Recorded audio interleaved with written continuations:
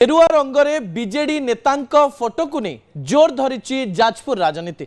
गेरुआ रंगर पोस्टर रे लगी वरिष्ठ बीजेडी नेता प्रणव प्रकाश दास, जाजपुर बीजेडी विधायिका सुजाता साहू का फोटो।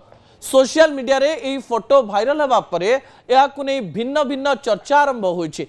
जाजपुर सहरर अन्वेषण थिएटर रे वार्षिक उत्सव रे एमिति किछि दृश्य सामना को आसी जहां नहीं प्रतिक्रिया रखिचंती विधायिका सुजाता साहू। कहते रंग को नहीं राजनीति करा न जाओ, पोस्टर रे गेरुआ रंग लागिबारे कोनोसी असुविधा नाही। जो माने यहाकू बीजेपी रंग कहउचंती बा यहाकू नहीं भिन्न अर्थ बाहर करूचंती ता जुक्ति संगत नुहे। कार्यक्रम रे सुजाता साहू जोग देइथिबा बेले शामिल होई नथिले बबी दास।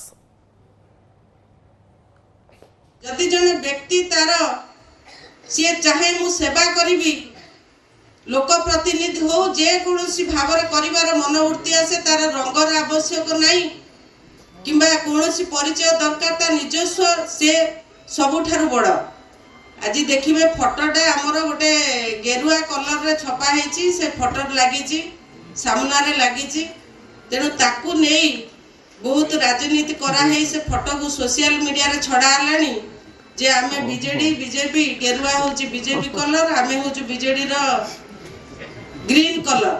तेणु एठी रंग को नहीं के राजनीति करंतुनी, सेवा करिया को आसीचंती सेवा करंतु।